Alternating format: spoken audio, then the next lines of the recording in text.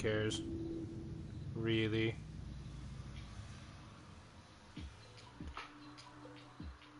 Let me take a look at one thing real quick. There we go. That's up. Oh man, this loading times though.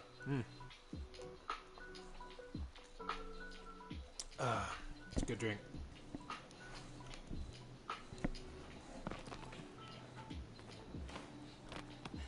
All right.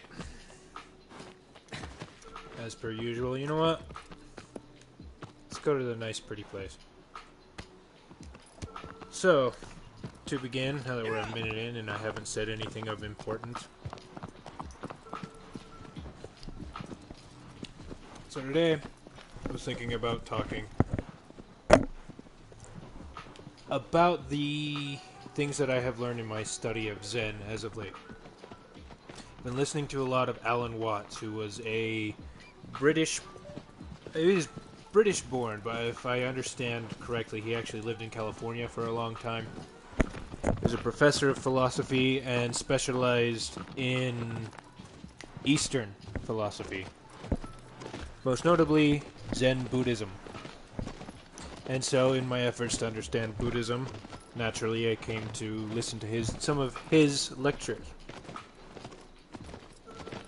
They've helped me understand some ideas about Zen. Oh my goodness, there are 3 people right off the bat. Welcome, come one, come all. You can read that little notification thingy down in the comments, please. Leave a comment, join the conversation. And chill. And then there was one. Anyway, Alan Watts. So, actually, let's start a little bit about... I am late. It just happens. But, you know, this is kind of supposed to be a chilled, laid-back thing, so you know how it is. But Zen. Let's talk a little bit about Zen. So it's a form of Buddhism, as most people understand. It's essentially what happens when you cross Buddhist philosophy, Mahayana Buddhist philosophy, with Taoism, whatever you want to call it. Because you have the basis in the understanding of the cosmos and reincarnation of being a Buddha, enlightenment, etc., etc. You have that as a foundation, but it also comes hand in hand with the Taoist philosophies of non-action, of coming naturally to anything, which is a little hard to explain how that works. But Zen arose from Mahayana, which arose as kind of like a... Mahayana came around as kind of a reaction against the traditional Vinayana, is what they call it, or the Theravada, depending on who you ask. The original one was focusing on the reincarnation, being free from the cycle of death, rebirth, and birth, etc., etc., as well as demanding that the priesthood, that those who were monks and or nuns, they were expected to leave their family, live a life of austere simplicity, to beg for their food, to not purchase any of their clothes, not wear any nice things, to shave their head. They were expected to do all of these things.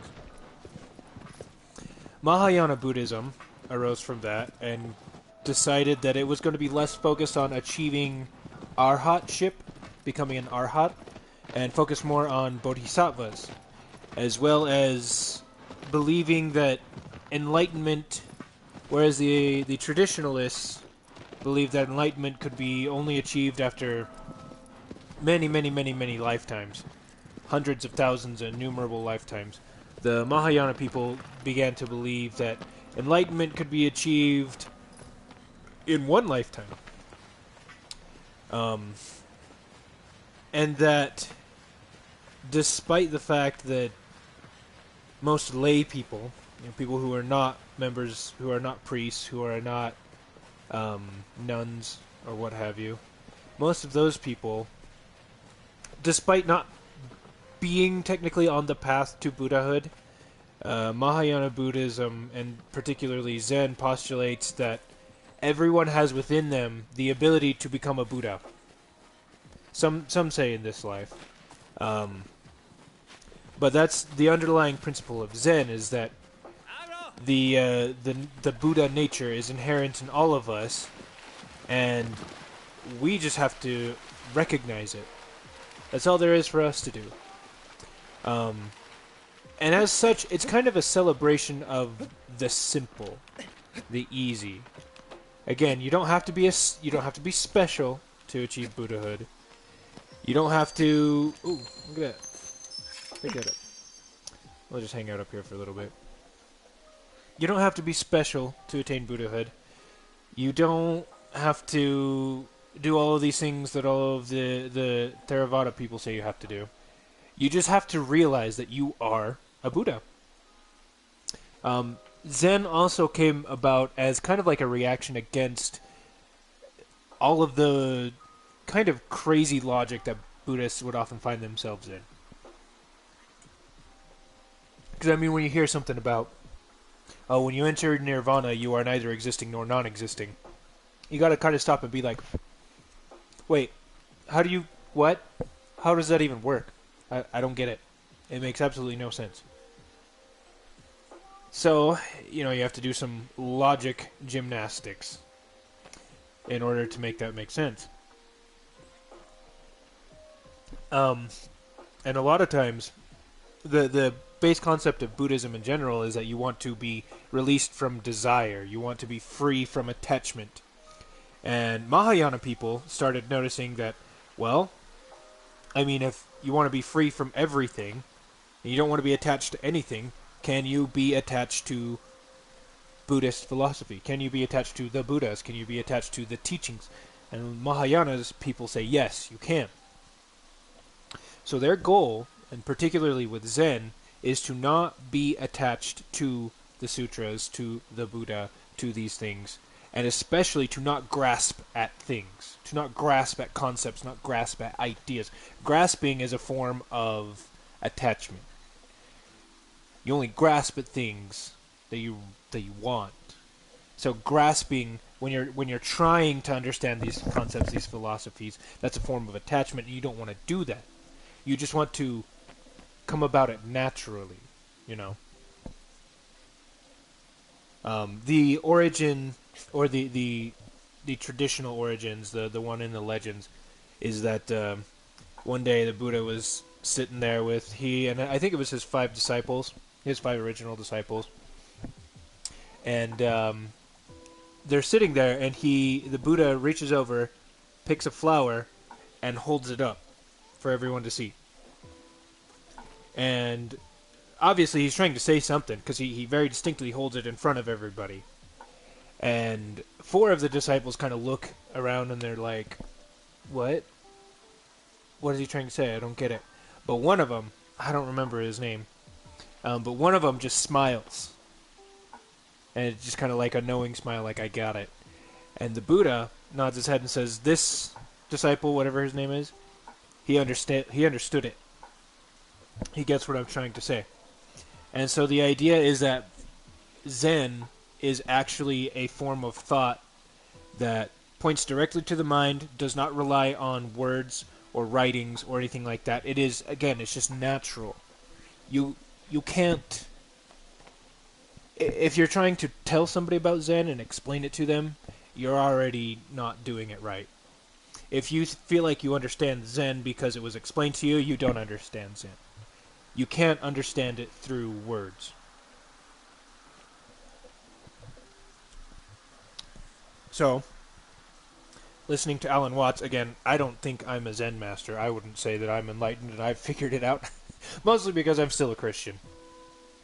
So I wouldn't say that I understand, but I feel like I truly understand it. But I feel like I understand enough where it's a focus on the simple, the easy, the everyday.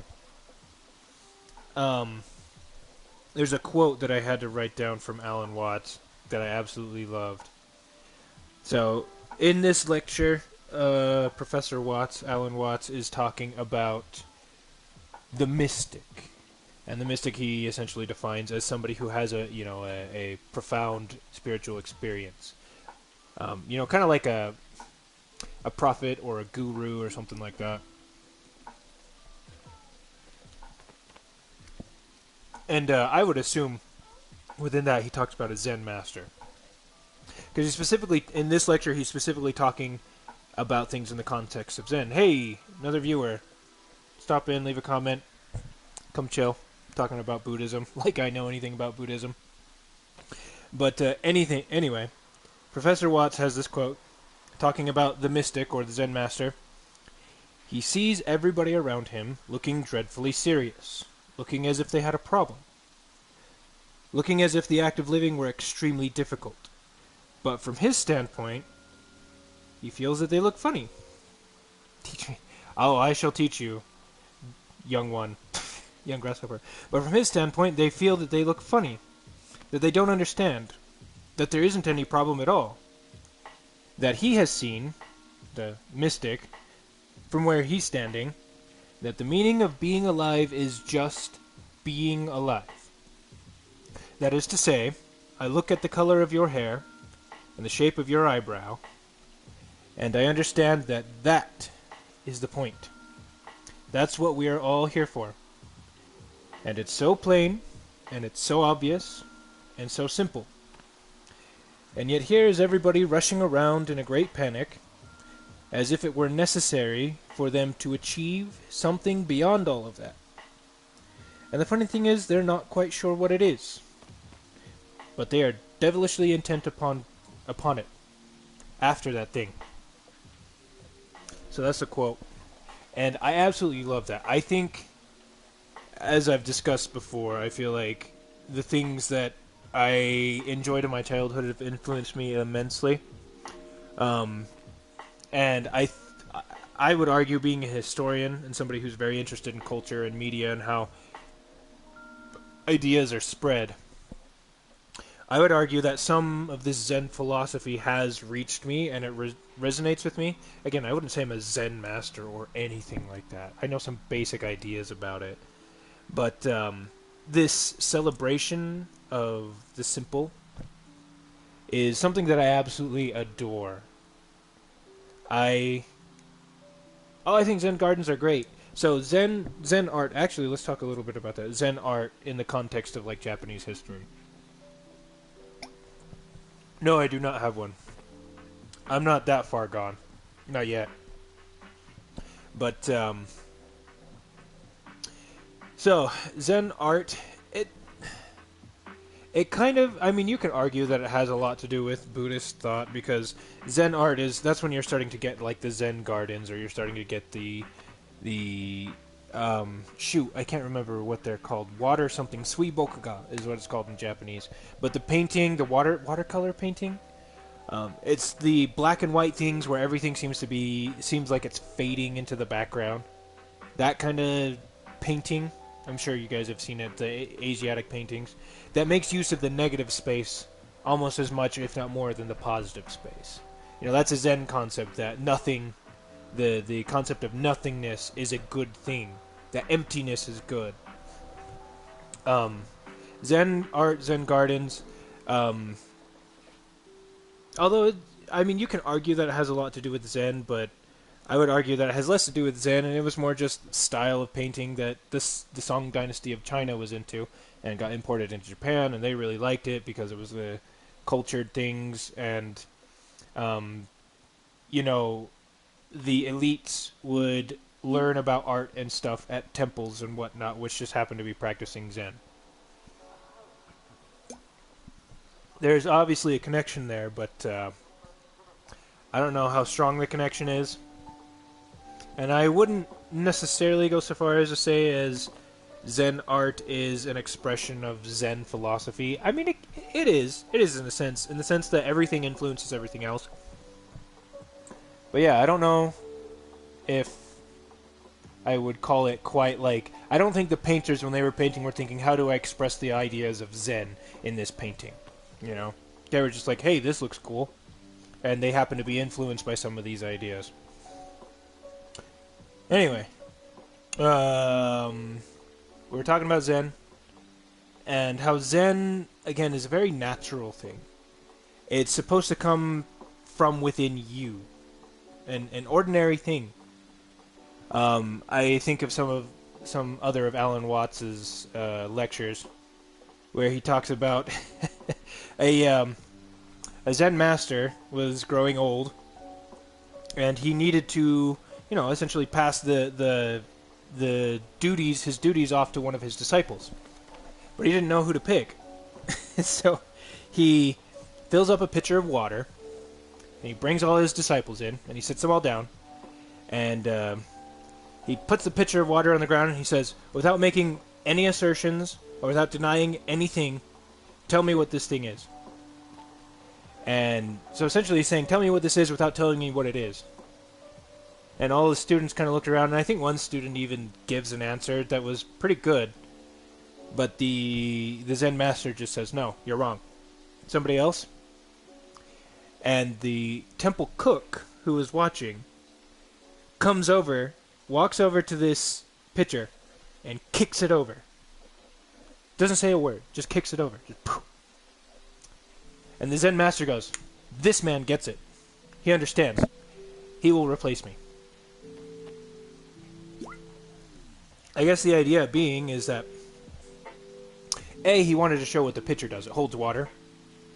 But B, he also wanted to show that this kind of that's what I'm explaining. This kind of thought about things, because that's what Zen people try really hard not to do, is get caught up in your thoughts. Get caught up in logic, get caught up in all of these weird ideas that somehow come around back on themselves, and you can't make sense of it.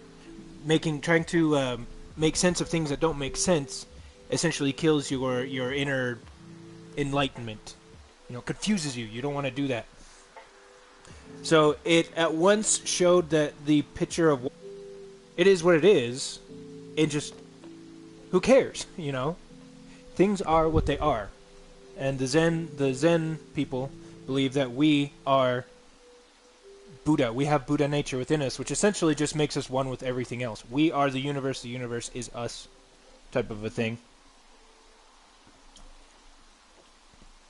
Because, to put it in another way that I heard it, we have the Buddha nature inside us. But everything that has an outside, everything that has an inside also has an outside.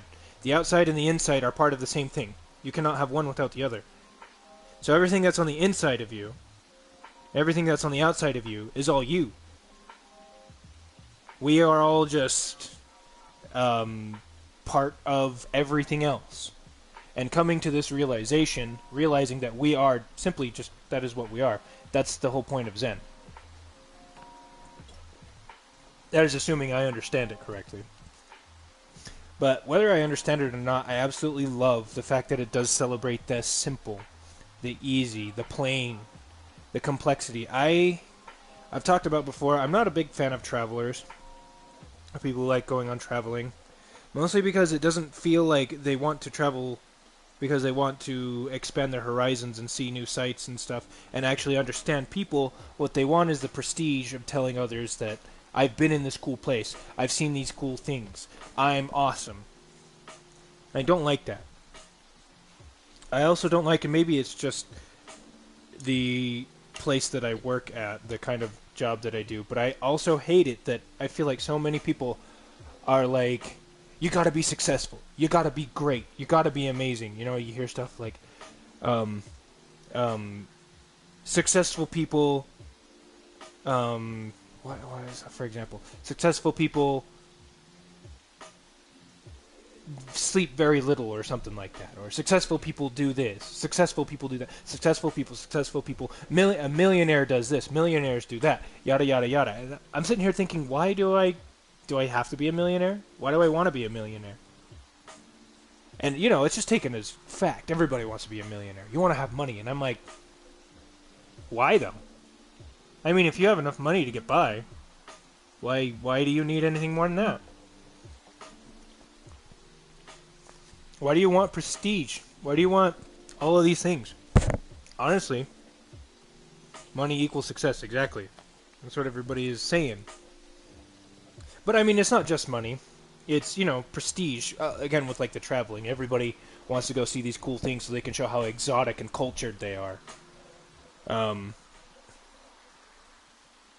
or I think like when you're on a dating app, for example, and you're looking at everybody, and everybody has the exact same profile, has the exact same description, and everybody just looks like they're having fun and being crazy and out there. Well, not out there, but they're just like they're just having fun.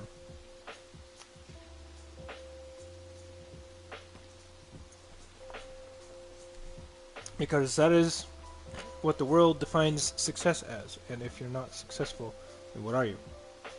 You're not successful. Well, I'm me. Is what I am. And success to me, I mean, I guess I want to be successful. But success to me, I would be happy. Actually, I was going to say I just want a family, small town. But I mean, I've come to accept that happiness is something that you decide, in a sense. You can be happy in just about any situation.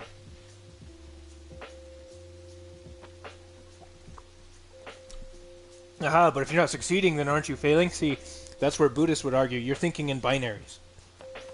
This whole business about, are you successful? If you're successful, then you're failing. If you're not successful, you're failing, and if you're not failing, you're successful. Buddhists hate that. They don't like the binary stuff. Again, the idea of nirvana is that you are neither existent nor non-existent. So if you succeed, then aren't you failing? I would say, not necessarily. I'm neither succeeding nor am I failing. I'm just living. The attaching ideas of success and failure kind of seems silly to me. Again, like Alan Watts says, it's so plain. And yet here's everybody rushing around in a great panic. No, wait, where is it? He feels that they look funny, that they do not understand, that there isn't any problem at all. See, that's what he's saying. Is like so many people have this idea that there's this problem, that they have to be successful. They have to be successful. There's a problem. And the Zen person kind of looks around and goes, there isn't any problem. You're making the problem. The problem's all in your head. I don't know why everybody is running around like crazy. It's like, just, this isn't a thing. And again, the answer, what are you if you're not succeeding? Then aren't you failing? It's like, no. The answer is, again, so plain, so obvious, and so simple that everybody just doesn't even realize it. You are just living. That's just it.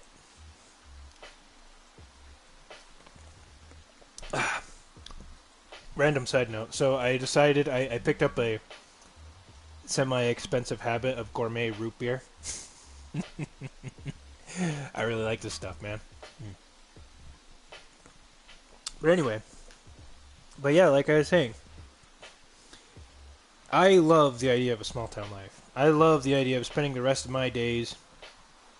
It is good. It's real good. I would if I could, but I can't. Not until you come hang out here. But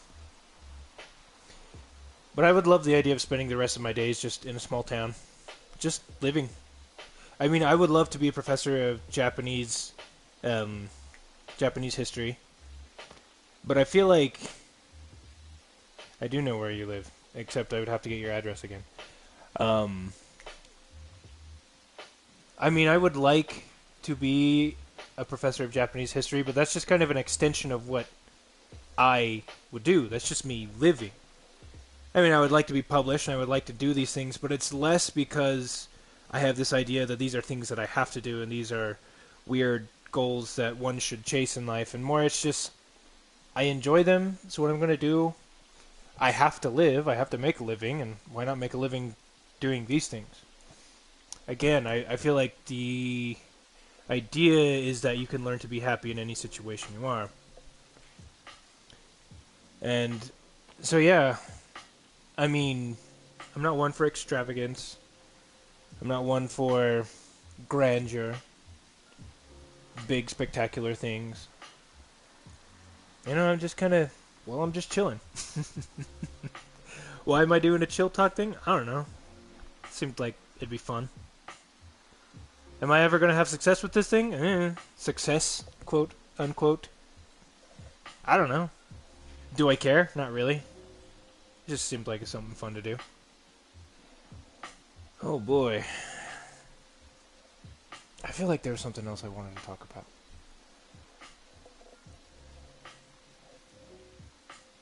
What is success with this thing? Well, I mean, the world would define it probably as having lots and lots of subscribers, a huge viewership count, ad revenue, Patreon money, all those types of things, you know, money, like you said. But, I mean, if this channel got a little too big, it might scare me a little bit, like, you know? What would I do with all that fame? I don't want to be famous. I would much rather spend the rest of my days just chilling and pass off silently in obscurity, you know? I don't even feel like I need to necessarily leave a mark to be remembered by. I'm just gonna live life, man. You know, just do it. Obviously, and that's another thing, this quote that I have from Alan Watts, it goes on to explain... A famous professor. I mean, fame isn't what I'd be going for, necessarily. But I mean, if you become a professor, especially if you get a PhD in something and you start writing papers on things, the rest of the academic world, at least in that little cul-de-sac of academia, everybody will know you. Because I mean, that's your point, is that you're supposed to jump in as part of the conversation, write your own treatises and your own theses, whatever, English. But yeah, you're supposed to be part of the conversation, and you are going to gain a certain level of notoriety from all of that. But, I mean, that's not my ultimate goal. I mean, it would be nice because I want to be part of the conversation. I want people to read my writings and hear my thoughts and my ideas and comment on them so we can all communicate better. But, I mean, I don't necessarily care if I'm famous or not. It's cool. It's fine. But going back with the Alan Watts thing, he continues the quote and he talks about how, you know, you've got all these people running around trying to grasp at this thing that they have no idea what it is they're talking about. And they have no idea what they want, but their pursuit is magnificent in its own way. Because they are living. They, like he says, they haven't realized that what they're doing is, in a sense, amazing. But it kind of is, because they are just living. They are just being them, in a sense, you know? It's really weird once you start getting into Buddhist ideology, especially Zen, because Zen, and I have a little bit of skepticism when it comes to Alan Watts, because I can definitely... I definitely get these vibes of hippie-ish. Like, he was a professor in the 60s and the 70s, I think. Mostly the 60s, and he I love this song. He very much was deep into the... I don't know how deep he was, but you can see how he was into the countercultural movement. And you can see the hippie ideology kind of coming out and things like that. And honestly, I think I'm not a fan of it, but again, I don't know. I'm not really in a position to criticize or critique because I'm not a professor of philosophy. I have only studied Zen insofar as I've read a couple of things, I've listened to some lectures, and I've thought about it for a while, and I feel like I've got some basic ideas, but yeah, there's still so much more that I don't know about Zen, about Buddhism, and anything. And right now I'm actually... So, Zen, as I said before, is basically the combination of Buddhist, Mahayana Buddhist thought, and Taoist thought. And right now, since I'm done reading all of the things that I own of Buddhist literature, now I'm reading this collection of Chinese classics that I have. Has like The Art of War, which everybody knows about, the Confucian Analects, which are the foundation, the basis for Confucian principles. It has the Tao Te Ching, or the Tao Te Ching, depending on who you are, which is like the Bible for Taoist philosophy. And so, The Art of War is first, and I'm actually reading another one.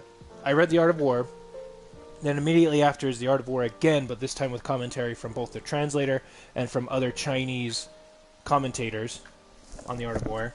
And then after that is the Tao Te Ching, or the Tao Te Ching, whatever. And then it's the Confucian stuff. So probably by next week I will have read the Tao Te Ching. I'm actually going to look up some videos on that as well, just to listen in between when I'm not doing anything. And then that way I can understand the other half of Zen idea and the other half of the foundation for Zen beliefs. But yeah. So in short, I love the simple.